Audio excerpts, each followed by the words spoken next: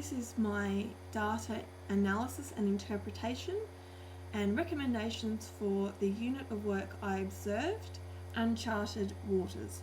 Let's take a closer look. For this historical inquiry, I observed a Year 4-5 class in a low socio-economical school.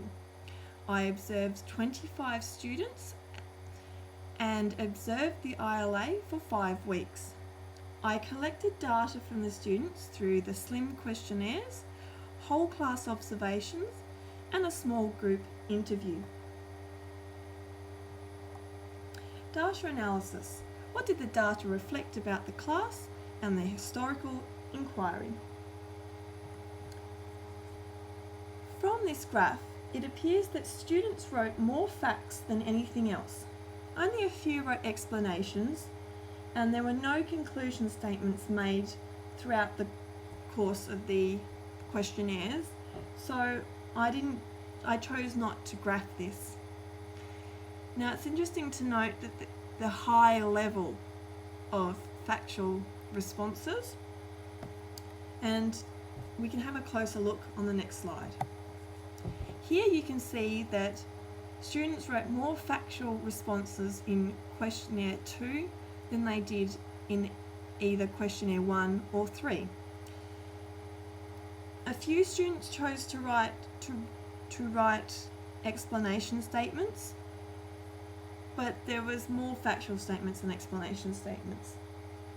This may be due to the number of factual responses may be due in large to the fact that throughout the whole ILA, students were collecting a lot of factual information, and they were collecting a lot of factual information to answer questions the teacher had asked students through a series of worksheets. Only a few students wrote explanation statements. I can only assume that they were able to understand the information they were learning a bit more so, and move forward beyond factual statements and factual responses more than other students. Throughout the ILA, there were varying levels of interest, and there seemed to be more students interested in questionnaire by questionnaire 2 than anywhere else throughout the 3 questionnaires. This line graph shows the different levels of interest throughout the course of the 3 questionnaires and throughout the Uncharted Waters unit of work. Now, it's interesting, from my analysis and through the data I collected, I have come to understand that the analysis revealed students who ticked not much or nothing in question 3 for how much did you know, ticked not at all or not much in question 2 when asked how interested are you in the British and European exploration. And it works the other way too. I found that students who ticked quite a bit or a great deal for question 3 in relation to how much information they knew about British and European exploration showed high interest levels by ticking either quite a bit or a great deal in question 2. From this, I'm going to generalise here and say that if students felt that they had poor knowledge, if they didn't understand much, if they felt that they didn't know much about the ILA, then they weren't very interested in what they were learning.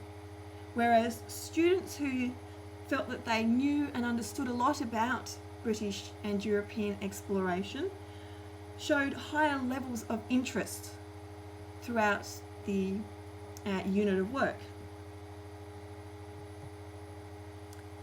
Students indicated varying levels of content knowledge throughout the unit. From the small group interview I conducted, it became clear that some students were struggling to understand the worksheets. This may be a reason why there's varying level of content knowledge. Another reason for varying levels of content knowledge may be due to Gardner's multiple intelligences. This unit was designed around a lot of reading and writing, so it catered a lot for students who learnt well and learnt well through linguistics. Students who found it more difficult this way may have struggled throughout the ILA, and this may be the reason why there are varying levels of content knowledge. Unfortunately, I was just a visitor to the class, so I did not know the students well enough to be able to interpret the data any further.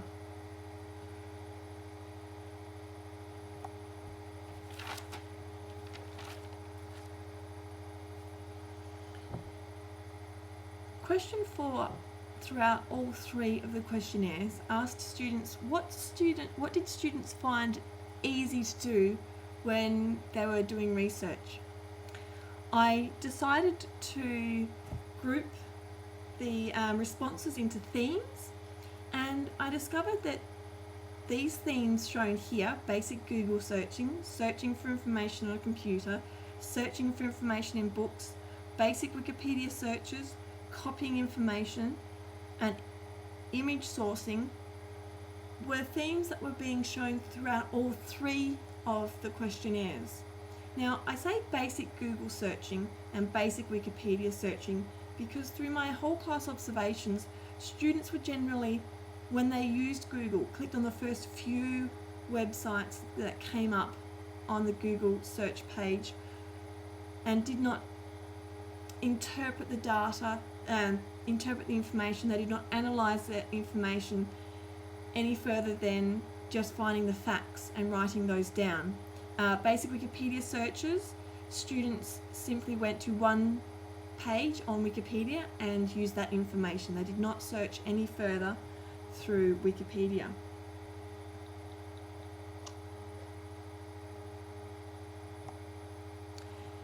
Now, it's interesting that what students found difficult in question 5 also appeared through as common themes throughout the 3 questionnaires. So, computer information searches, information overload, too many websites, the right answer, and starting point. Now it's interesting, some students wrote that while they found Google to be easy to use, they also found it difficult as a lot of search results were coming up when they were trying to find information about British and European exploration. A lot of students also said that they found Wikipedia easy, yet in question 5 they said Wikipedia was hard to use. Now, due to their brief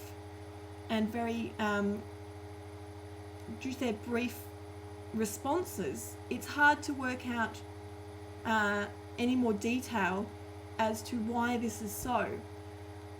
I can conclude that students were showing that they had high levels of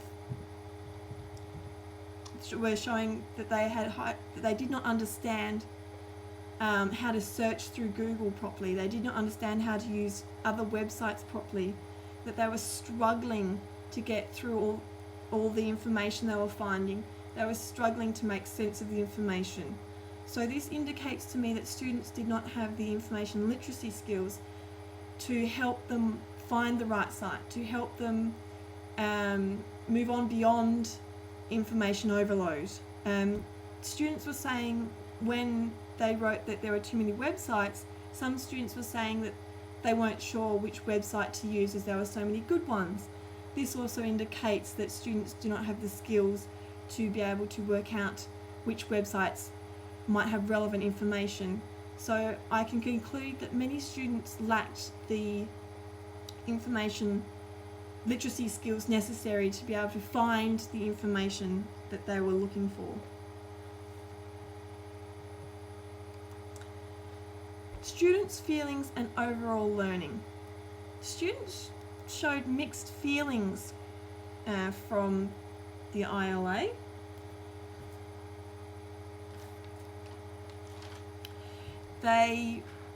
Some students felt really good about where they were learning, and some students felt they didn't feel very confident in their learning at all. And this can be related back to question 2 in relation to students who knew a lot, felt that they had a higher level of confidence during the unit of work, whereas students who did not feel very confident in their learning felt that they had poor content knowledge. If students were confident in where they were heading, this was due to knowing much content knowledge. And if students were concerned or overwhelmed and did not feel that they learnt much throughout the ILA. Now, in question 6, questionnaire 2, it was asked, questionnaire 3, it was asked, what did you learn in doing this research project? Now, this is an interesting question. Reflecting back on it, I feel it's very ambiguous in what it is asking, and so I completely understand why so many students wrote so many factual responses, such as, I learnt how the Aboriginals communicate with the sailors. I learnt how they lived, and I learnt how the British arrived to Australia. I got many factual responses to this question. While I got many factual responses, I also got students who also had written about what the skills they'd learnt, such as searching for information better, reading information better, note-taking, using the computer better. Now, these were all responses due to the previous week doing a lot of information searching on the computer and doing a lot of activities where note-taking was required to find the answers.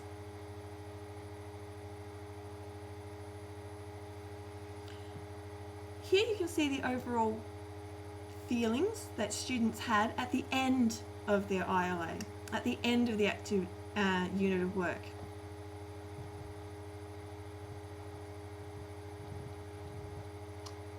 Here, many students felt confident or happy in their overall search for information, despite having low information literacy skills. Students still felt that they did a good job throughout the unit, whereas there are some students who felt unhappy and confused. This is not uncommon. Kuthau indicates on her ISP model that students at the end of a unit either feel satisfied or disappointed. So these students fit within Kuthau's feelings at the end of an ILA. Now, recommendations. What should be done for future practice? To strengthen the inquiry unit, I recommend that the teacher includes an information search model into her unit planning, as many students felt that they didn't quite know where they were in their learning. They didn't quite know where to start, and they got a little bit confused. I've suggested Bruner's information search model, and including this into her planning and into the unit of work will help students to know exactly where they're up to. It will allow the teacher to know exactly what needs to happen at each stage of the information search process, and it will help students to know what's yet to come. I think it's important that the teacher plans for students' questions, as the teacher tended to ask more questions than the students did and was expecting responses that she already knew the answers to. Allowing students to ask questions allows the guided inquiry and search to be more student-centred, and it allows students to ask meaningful questions. I suggested that the teacher moves from worksheets to authentic historical inquiry through a historical inquiry chart from Taylor Young, Hastings, Hicks and Brown's 2003 paper, Making History, a guide for the teaching and learning of history in Australian schools. I suggested this as it will help the teacher move beyond worksheets to a more authentic historical inquiry, and this will be able to guide the teacher through the steps necessary for a more authentic historical inquiry. Also, the teacher did not collaborate at any point throughout the ILA or the planning with the teacher librarian, and studies have shown that if you integrate a teacher librarian into the implementation and planning stages of an ILA, the teacher librarian will be able to help teach the skills necessary for better information searching, to be able to analyse and interpret information better. And I think if the teacher was able to do this into her future units of work, the students would develop greater information search skills. They would be able to move on beyond stating facts and be able to make conclusions. And this would stop students from feeling so overwhelmed when looking for information and develop deeper understanding of the ILA. The next two slides, one is Bruner's information search model. This is the one that I suggested for the teacher, as the questions are very adaptable and the framework is flexible enough to be able to be adapted to the class. And this is Taylor Young, Hastings, Hicks and Brown's historical inquiry chart. While it is written that this is more for upper primary high school, I think it's very adaptable to the grade 4-5 class, and it can be implemented and you can pick and choose the bits that are most relevant to the class. And that is my ILA. Thank you.